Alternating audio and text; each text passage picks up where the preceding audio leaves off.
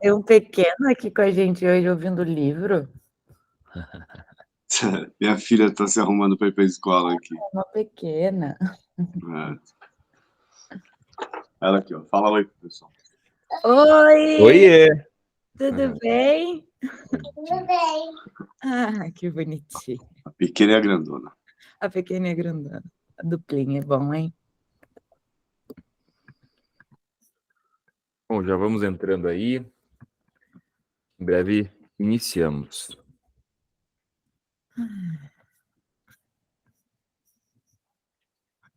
Bom dia, pessoal.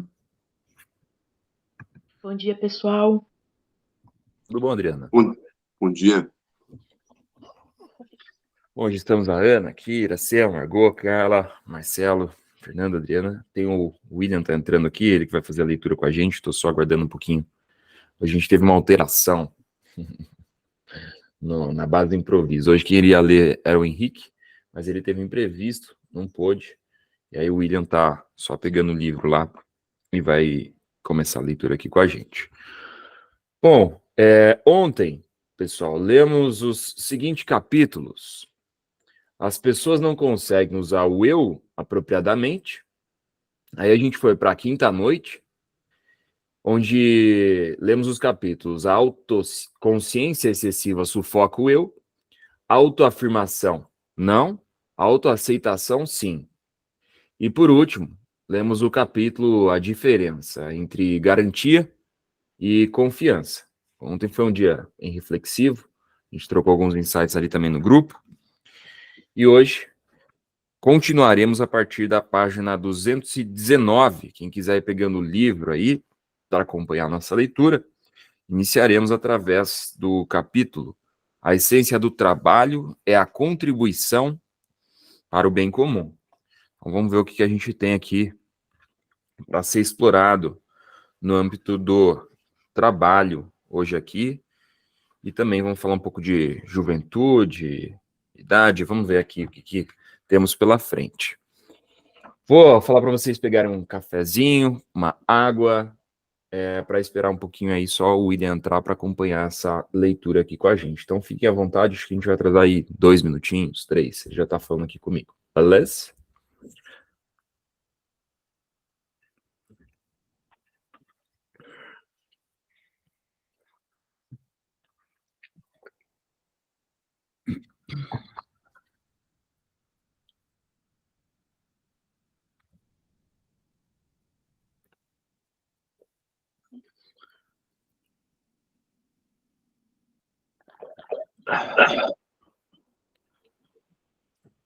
Fala, William. Tava contando o pessoal aqui, William, que você foi convocação de última hora. É o Quem Sabe Faz ao Vivo. Acho que teu microfone tá sem áudio aqui pra gente. Não sei se você tá com algum fone próximo aí. Agora sim. Bom dia. Bom dia. Yeah. William. Mandou um oi. Bom dia, William. Fica, meu amor. Hoje até eu ia fazer diferente. Se você não tivesse me respondido ali, eu ia falar, gente, vamos ver quem lê. Só que dificilmente alguém às 7h30 da manhã, no susto, vai falar assim, nossa, super afim, né? Acordei na ânsia para ler hoje. Pronto, deixa eu só localizar aqui. Maravilha. A gente está na Essência do Trabalho, a Contribuição para o Bem Comum, página 219 aqui. Chegando no final do livro já.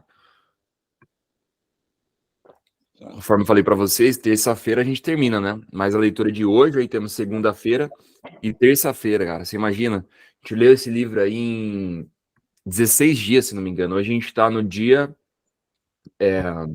Ontem foi o 12º, hoje é o 13º. Ou seja, a gente vai ler um livro de 270 páginas aí, com 30 minutinhos por dia em 16 dias, né? 16 dias úteis.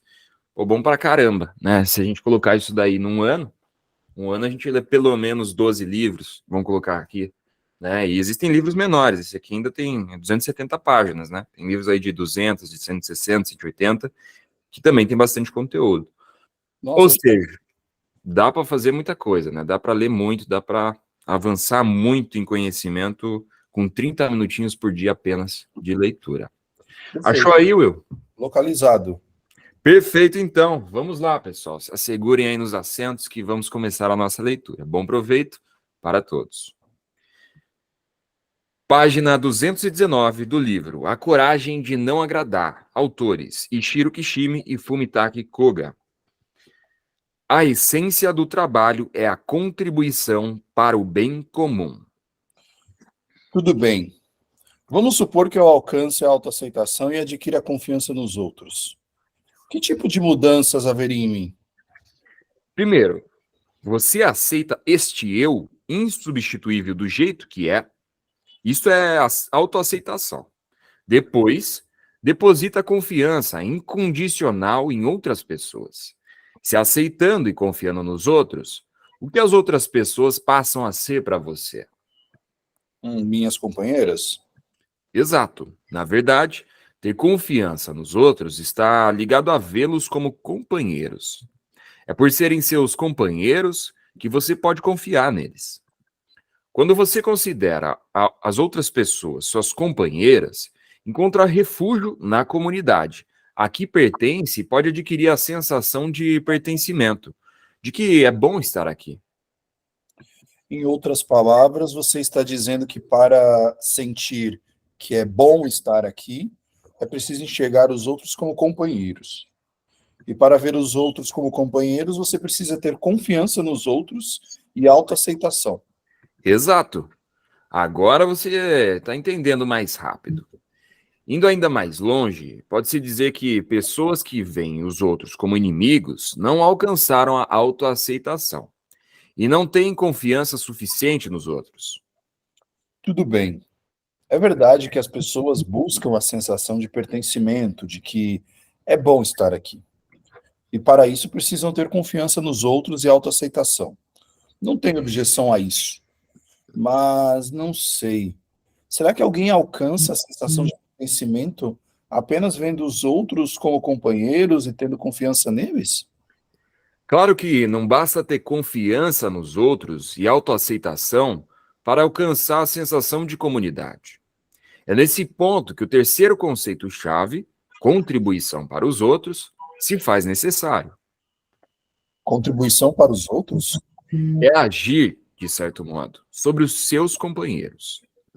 Tentar contribuir. Isso é contribuição para os outros. Então, quando você diz contribuir, quer dizer mostrar espírito de autossacrifício e ser útil a quem está à sua volta. Contribuição para os outros não necessariamente implica autossacrifício. Adler chega a dizer que aqueles que sacrificam a vida pelo outro se conformam demais com a sociedade. E não esqueça que só temos consciência real de nosso valor quando sentimos que nossa existência e nosso comportamento são benéficos à comunidade. Ou seja, quando sentimos que somos úteis a alguém, lembra? Em outras palavras, longe de envolver a negação do eu e servir alguém, a contribuição para os outros é algo que você faz para ter a consciência real do valor do seu eu. Contribuir para os outros é um ato em benefício próprio? Sim, não há necessidade de sacrificar o eu. Opa, agora seu comentário começou a ruir, não é? Você fez um ótimo trabalho em cavar a própria cova. Para satisfazer o eu, a pessoa se torna útil aos outros. Isso não é a definição de hipocrisia? Como eu bem disse antes, toda a sua argumentação é hipócrita, é evasiva. Eu prefiro acreditar no vilão que é honesto a respeito de suas intenções a crer no mocinho que conta um monte de mentiras. Suas conclusões são precipitadas. Você ainda não entende a sensação de comunidade. Então, eu gostaria que você desse exemplos concretos do que considera a contribuição para os outros. A contribuição para os outros mais fácil de ser compreendida provavelmente é o trabalho. Estar em sociedade e aderir à força de trabalho ou realizar o trabalho de cuidar do próprio lar. trabalho não é um meio de ganhar dinheiro. É pelo trabalho que você dá contribuições aos outros, se empenha por sua comunidade, sente que é útil e até aceita seu valor existencial. Você está dizendo que a essência do trabalho é a contribuição para os outros? Claro que ganhar dinheiro também é um fator importante. É algo semelhante àquela citação de Dostoiévski que você mencionou. O dinheiro é a liberdade cunhada. Mas certas pessoas têm tanto dinheiro que jamais conseguiram gastar tudo. E muitas delas estão constantemente ocupadas com seus trabalhos. Por que se empenham tanto? Será que são movidas por uma ganância ilimitada? Não. Trabalham para contribuir para os outros e confirmar sua sensação de pertencimento, para terem a sensação de que é bom estar aqui. Outro exemplo. Muitas pessoas juntam uma fortuna e passam a concentrar as energias em obras de caridade. O objetivo delas é o mesmo: alcançar a sensação do próprio valor e confirmar para si mesmas que é bom estar ali. Suponho que seja verdade, mas... Mas o quê? Autoaceitação, aceitar este eu insubstituível do jeito que é. Confiança nos outros. Ter a confiança incondicional como base dos relacionamentos interpessoais em vez de semear a dúvida. O jovem considerou esses dois conceitos convincentes, mas ainda não tinha compreendido de contribuição para os outros. Se a contribuição precisa ser para outras pessoas, então deve ser um terrível autossacrifício. Por outro lado, se a contribuição no fundo é para você, então é o acúmulo da hipocrisia. Este ponto precisa ser esclarecido. Num tom de voz decidido, o jovem continuou. Os jovens caminham à frente dos velhos. Reconheço que certos aspectos do trabalho estão ligados à contribuição para os outros. Mas a lógica que diz que oficialmente você está contribuindo, quando na verdade está agindo em benefício próprio, não passa de hipocrisia. Como você explica isso? Imagine a seguinte cena. O jantar terminou em casa e ainda há louça na mesa. Os filhos foram para o quarto e o marido está sentado no sofá vendo televisão. Sobrou para a esposa lavar a louça e limpar tudo. Para piorar, a família acha isso normal e não move um dedo para ajudar. Nessa situação, normalmente a esposa pensaria: por que eles não me ajudam? Ou, por que preciso fazer todo o trabalho? Mesmo que a família não agradeça, a mulher quer ser considerada útil. Em vez de pensar no que os outros podem fazer por ela, a mãe pensa no que pode fazer pelas outras pessoas e resolve pôr em prática. A simples sensação de contribuição vai fazer com que a realidade diante dela ganhe um tom completamente diferente. Se ela lava a louça resmungando, talvez ninguém queira ficar por perto e todos acabem mantendo distância. Por outro lado, se faz tudo de bom humor, cantarolando, talvez as crianças apareçam para dar uma mãozinha. No mínimo, ela estará criando uma atmosfera mais propícia a receber ajuda. Concordo. Isso pode acontecer.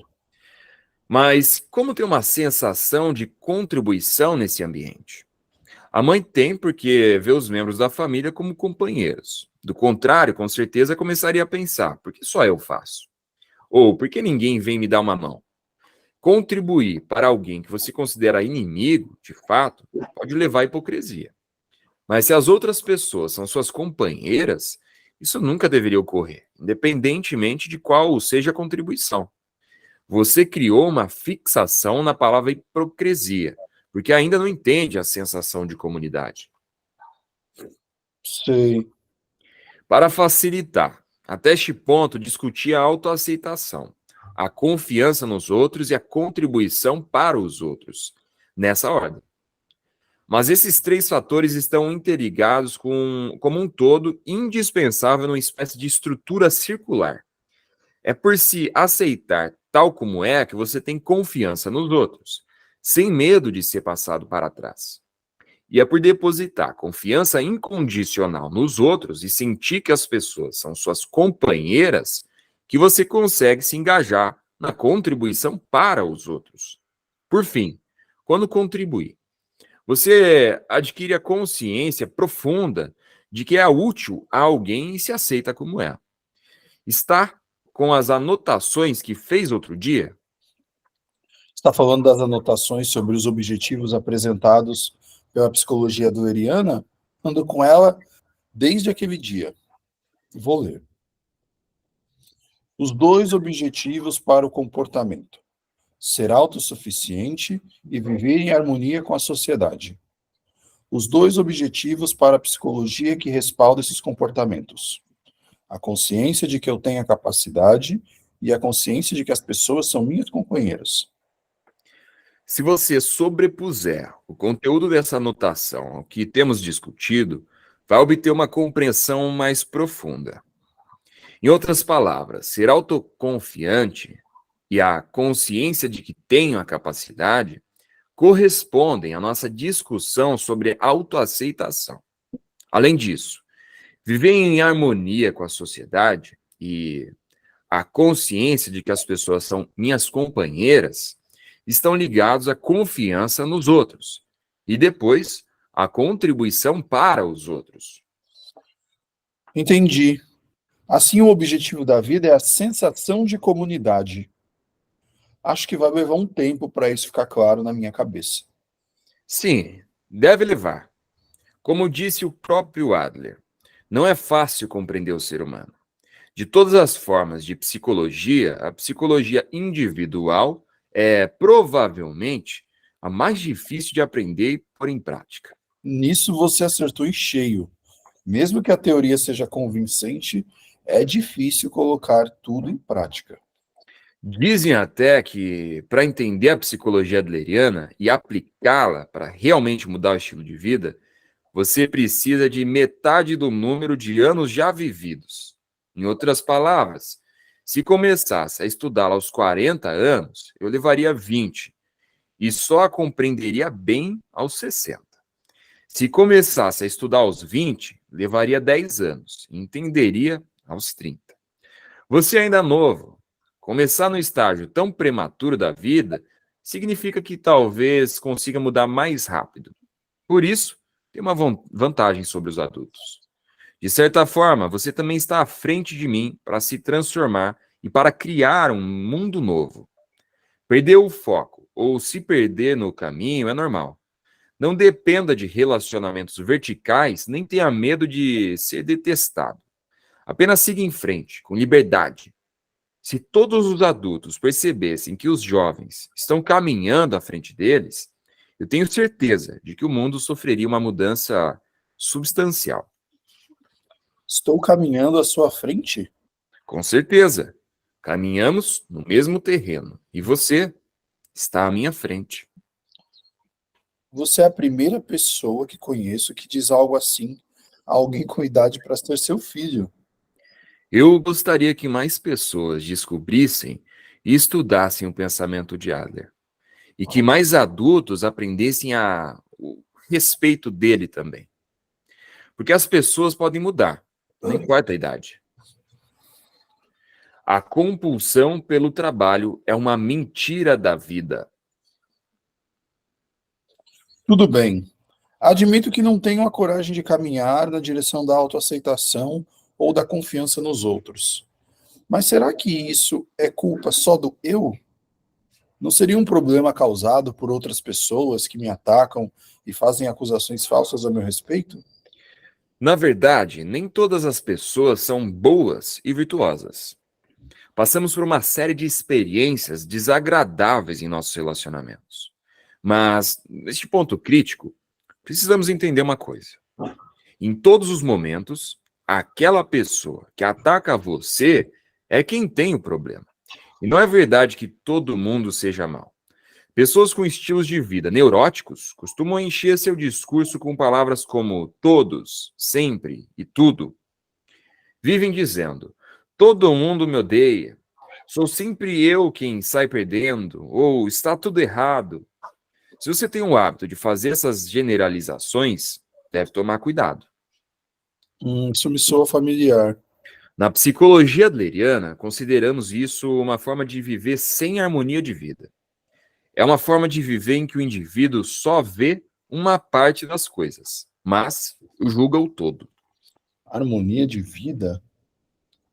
Nos ensinamentos do judaísmo, há a seguinte história. Se existem 10 pessoas, uma delas irá criticá-lo. Não importa o que você faça. Essa pessoa irá detestá-lo. E você não aprenderá a gostar dela. Em seguida, você vai encontrar 2 com quem se dará bem em tudo. De cara. Irá combinar perfeitamente. Vocês se tornarão amigos íntimos. As 7 pessoas restantes não vão se encaixar em nenhum desses tipos. O que fazer? Se concentrar na pessoa que o detesta? Prestar mais atenção nas 2 que o adoram? Ou se concentrar na maioria, as outras 7? Uma pessoa sem harmonia de vida verá apenas a pessoa que a detesta e julgará o mundo com base nela. Intrigante. Certa vez, participei de um workshop para pessoas que sofriam de gagueira e seus familiares. Conhece alguém que gagueje? Sim, sim. Um garoto da escola que eu estudei. Deve ser difícil lidar com isso, tanto para quem gagueja quanto para a família. Por que é difícil lidar com a gagueira? Para a psicologia adleriana, as pessoas que sofrem de gagueira estão preocupadas apenas com a própria maneira de falar, têm sentimentos de inferioridade e consideram suas vidas insuportavelmente difíceis. Como resultado, se tornam autoconscientes e começam a tropeçar nas palavras cada vez mais. Elas só se preocupam com a própria maneira de falar? É.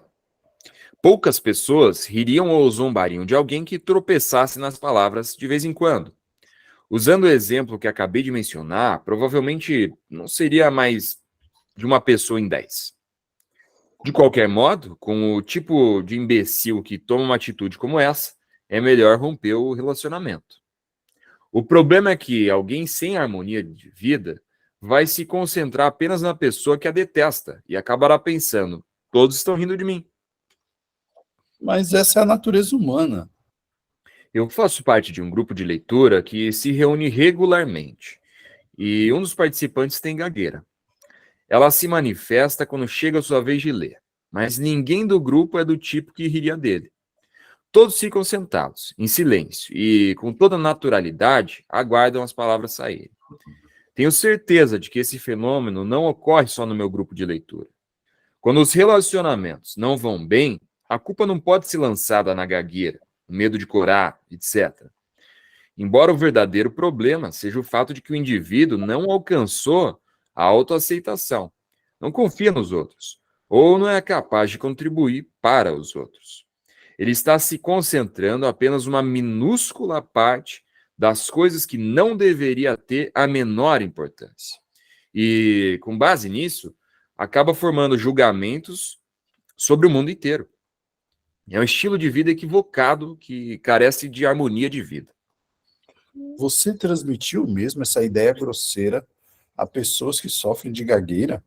Claro, de início houve reações adversas, mas ao final do workshop de 3 dias, todos haviam concordado.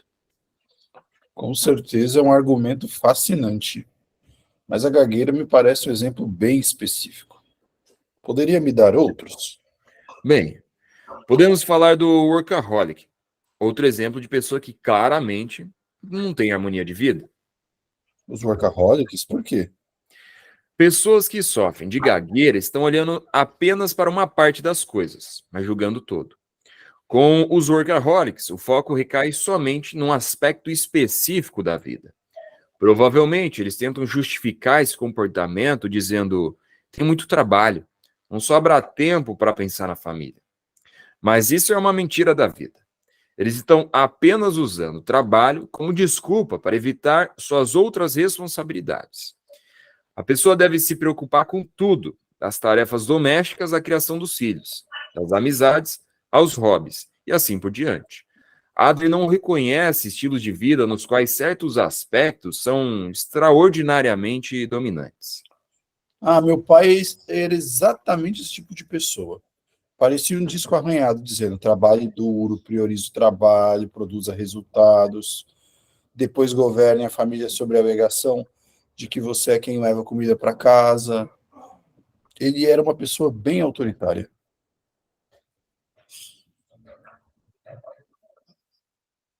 De certa forma, nesse estilo de vida, você se recusa a reconhecer suas tarefas da vida. Trabalho não significa ter um emprego em uma empresa. Trabalho doméstico, criação dos filhos, contribuição para a sociedade local, hobbies e muitas outras coisas são trabalho. As empresas são uma pequena parte desse universo. O estilo de vida que só reconhece o trabalho nas empresas carece de harmonia de vida. É exatamente isso. E, além do mais, quem leva esse estilo de vida não permite qualquer manifestação da família que está sustentando.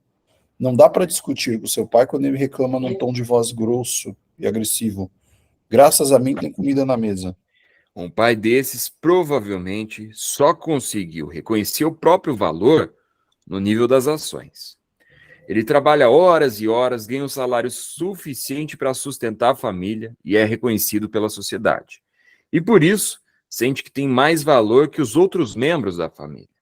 Mas chega um momento em que não conseguimos mais servir de provedores. Quando você envelhece e atinge a idade de se aposentar, por exemplo, só lhe resta viver de sua pensão ou ser sustentado por um filho. Aliás, mesmo quando você é jovem, um problema de saúde pode impedi-lo de continuar trabalhando. Nessas condições, o indivíduo que só consegue se aceitar no nível das ações acaba fortemente prejudicado. Você está falando daquelas pessoas cujo estilo de vida se resume ao trabalho? Isso. Pessoas que não têm harmonia de vida. Acho que estou começando a entender o que você quer dizer com nível do ser, que mencionou da última vez. E certamente não refleti muito sobre o fato de que um dia não vou conseguir mais trabalhar nem fazer nada no nível das ações. O indivíduo se aceita no nível das ações ou no nível do ser? Esta é uma questão relacionada à coragem de ser feliz. Pessoal, eu vou interromper 3 minutinhos antes a nossa leitura, porque se eu der continuidade a partir desse próximo capítulo, a gente vai passar aí pelo menos uns 4, 5 minutos. Então, quero me ater ao horário que a gente tem, e eu acho que a gente tem uma boa reflexão, por sinal, aqui. Vai ficar restando aí por volta de 30 páginas, né, para a segunda e terça-feira, a nossa conclusão. Então, acho que a gente interrompe por aqui e vamos abrir para as reflexões sobre esses assuntos que a gente conversou um pouquinho aqui. Eu vou abrir aqui o chat. Quem quiser mandar uma reflexão, insight pelo chat, ou levanta a mãozinha e fique à vontade. Afinal, vocês estão em casa.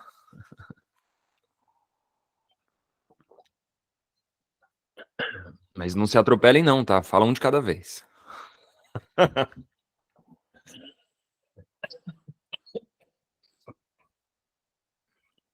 Bom, o pessoal tá mais reflexivo hoje, né? Ultimamente, como tem feito o desfecho, né? Tá. Olha lá, a Adriana levantou a mão. Olha lá, Oi, Adriana. gente, bom dia, tudo bem? Bom dia. Quando chegou nessa parte, a gente me fez lembrar muito meu pai. Meu pai passou a vida inteira, a preocupação dele era só trabalhar para prover a família, até chegar ao ponto dele não conseguir mais fazer isso. Aí ele teve que aprender, entendeu? A conviver com a família novamente e fazer parte da família novamente. Foi bem legal mesmo. Mas, Adriana, obrigado pelo insight história, né? Obrigado. Nada. Mais alguém quer deixar algum insight, uma reflexão que fez durante... Eu vou aproveitar aqui e fazer um diferente. Dar uma sugestão para o final de semana. Hoje é sexta-feira, afinal, né? Então, a gente pode dar sugestões aqui também, para complementar essa leitura aqui. Ele fala aqui sobre a gagueira, né? Nesse último capítulo que a gente estava lendo. E eu lembrei do filme, eu não sei se vocês assistiram, se alguém assistiu, pode comentar aqui, O Discurso do Rei. Não sei quem já viu ou não esse filme. E é muito legal, porque o discurso do rei ele se baseia em fatos reais, da vida de George VI, né? Foi pai da Rainha Elizabeth. E ele era gago, desde a infância. E ele buscou diversos terapeutas, médicos e tal, e não dava jeito. Até que ele descobriu o Lionel Logg. E esse cara, ele ajudou muito e curou a gagueira ali do rei na época, né? Então, é uma história muito interessante, né? Então, principalmente por ele ser rei, né? Ser gago e ser rei. E aí dá essa questão da síndrome da inferioridade, né? Que ele se sentia desconfortável demais. E esse período, por sinal que passa a história do discurso do rei, era a guerra. Estava rolando a guerra. Então, se imagina o que era um rei durante a guerra não ser gago, né?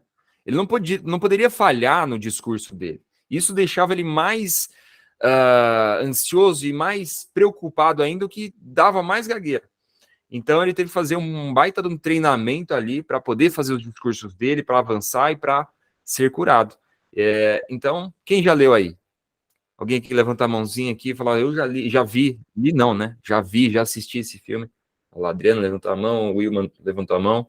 Quem não assistiu, fica a dica. Bom para final de semana, o discurso do rei, tá? Alguém mais quer dar alguma reflexão, algum insight? Olha lá, ó, negócio estética, já assisti também. Muito bom. Legal. Bom, pelo jeito hoje o pessoal tá mais tranquilinho. Ah lá, o Marcelo deu um coraçãozinho aqui. Eu nem sabia que podia dar esse coraçãozinho, Marcelo. Massa. Então, turma, são 8h01. Eu tô vendo que o pessoal tá mais tranquilo hoje, tá com poucas reflexões aqui. Hoje é sexta-feira também. Então, eu vou mandar depois mais algumas reflexões durante o dia de hoje, lá pelo grupo. Mas. Oi, Yuri. Olha lá. Yuri, Fala tudo. eu queria colocar um assunto aqui que eu não tenho uma resposta enquanto eu estava lendo, mas eu queria ouvir você, queria ver a opinião da Fernanda, do Marcelo, de todo mundo. Essa Vamos lá. questão de você logicamente agradar o outro para estar no senso de comunidade. Porque tem um momento que o jovem fala, mas você realmente está falando isso? Que eu preciso trabalhar com os outros, que eu preciso colaborar com o outro para eu estar dentro do senso de comunidade? Isso não é muito mesquinho? Eu queria ver como é que vocês veem isso. Como é que é a reflexão de vocês sobre isso? Como é que é a sua, começando, Yuri? Legal. Essa reflexão é uma mudança de concepção, de percepção sobre como você vê a vida. E isso é muito interessante, porque a partir do momento que a gente pensa no sentido de agradar o outro, já não é interessante, mas quando a gente pensa em executar uma ação, porque aquilo é benéfico para uma comunidade, né? É benéfico para uma comunidade e, consequentemente, te dá um sentido de propósito de vida, isso tem um poder muito forte, na minha opinião, tá? Isso tem um poder muito forte, que é o poder do propósito. Como o exemplo da mãe que ele citou, que ao estar em casa, executa a ação de lavar a louça. Óbvio que aqui ele deu um exemplo que é muito raso, vamos colocar assim, muito... Não é que é raso, mas é um exemplo que esse, particularmente, eu não concordo, né? Porque não é tarefa da mulher apenas lavar a louça. É uma tarefa do membro da família, seja ele o homem, a mulher ou até os filhos também podem contribuir, como eu já vi em famílias que os filhos contribuem com essa ação em casa. Mas se a gente pega o porquê que ela faz isso, não é para que o outro se sinta bem, vamos dizer assim. É como um propósito que ela pega para ela de fazer o bem para aquela pequena comunidade, que é a família. Se a gente trazer isso para um contexto mais amplo, a gente vai ver que tem um grande poder o propósito. E aqui a gente cai, na minha reflexão aqui, né, a gente acaba caindo numa situação de propósito com tudo isso. E aí sim, eu acho que isso faz muito sentido. É importante que tenhamos um propósito para a comunidade, né, para que a gente possa expandir aquilo de bem ou de bom que existe né, e que a gente pode contribuir para o mundo, para uma sociedade, para uma comunidade, seja o bairro, escola, né, como foi bem citado ali, ok? Então, assim, essa é a minha reflexão um pouco em cima, né, do que você trouxe aqui, acho que desse penúltimo e último capítulo, né, que você pegou aí. Fez sentido isso aqui? Fez sentido, fez sentido. Marcelo levantou a mão. Olá, Marcelão. Boa. Então, achei interessante o que você falou, Yuri, sobre essa parada de propósito. Eu tive uma experiência recente de fazer parte de uma comunidade e o ponto que pegou foi exatamente o que o William trouxe, né? Eu me identifiquei porque você participar de uma comunidade tem pontos que você se identifica, mas fazendo uma reflexão aqui, não sei se é possível, né? Porque os seres humanos são completamente diferentes, você achar uma identificação na integridade, no total. Então, não tem. Então, o que vai fazer a gente fazer parte da comunidade é o quanto aquela comunidade agrega para você. É uma visão um pouco, vou taxar de egoísta, mas do ponto de vista histórico, eu penso que é assim que a vida funciona. Eu faço parte da comunidade que agrega valor para mim. Se agrega valor para mim, eu evoluo como pessoa, cresço e eu transbordo nessa comunidade. Então, pegando o que você trouxe aqui, William, sobre agradar o outro, né, que é uma fala aí, eu penso que até como o livro fala, a coragem de não agradar, o mais importante é não ter essa preocupação de agradar o outro. Mais importante. E eu me senti vendido, pessoal, por eu fazer parte dessa comunidade desde agosto do ano passado, quando eu fui convidado, e eu já estava sentindo que aquilo não fazia sentido mais para mim. Porque tinham mais pontos que eu não me identificava do que os pontos que eu me identifiquei. E eu estava fazendo um seminário de desenvolvimento pessoal, e durante aquele seminário o que mais falava na minha cabeça era: aquela comunidade não faz mais sentido para mim, não faz mais sentido para mim. Então eu estava com receio de não agradar os outros, né? Porque eu via que meu papel era importante naquela comunidade. Mas eu estava mais me vendendo, ou seja, com receio de, ai caramba, eu sou importante aqui, as pessoas vai fazer falta. Até na terapia, né, com o psicólogo, ele trouxe um ponto importantíssimo que eu abro para vocês aqui. Ele falou assim: você percebe que você tá num ponto que você está achando que você é o máximo, você está achando que as coisas vão parar por causa de você, e a vida não é assim. Aí eu falei, é verdade, né? Aí ele falou assim, ele falou, então, pensa sobre isso. E eu pensei muito, e aí eu tomei coragem e chamei a pessoa que era lá, uma das líderes da comunidade, e falei, olha, não faz mais sentido para mim, e tal, trouxe meus pontos e consegui sair fora, pessoal. Foi uma libertação, assim. Eu me identificava em pontos importantíssimos, só que tinham mais pontos que não me identificava. E aí eu resolvi abrir mão. Sinto falta de algumas coisas que faziam muito sentido, mas eu respirei fundo e eu fiz o que o livro fala aqui, né? A coragem de não ficar querendo agradar os outros. E isso fez muito bem para mim. E eu compartilho com vocês isso, respondendo sua pergunta aí que você trouxe, William. Massa, Marcelo. Valeu. Eu vou complementar só rapidinho, que a gente já está em 8:08. Eu sei que tem gente aí, pessoal, se vocês quiserem ir saindo, né? Já estamos no horário. Só para finalizar aqui, ó, a linha de raciocínio. Quando o Marcelão falou ali, eu entrei na comunidade porque quando a gente entra normalmente numa comunidade, a gente quer receber, né? E aí eu trago aqui um insight que eu aprendi muito firmemente, mais firmemente, em um evento que eu fui em São Paulo, um cara chamado Thiago Tesman, que ele é mentor de marketing, negócios, enfim.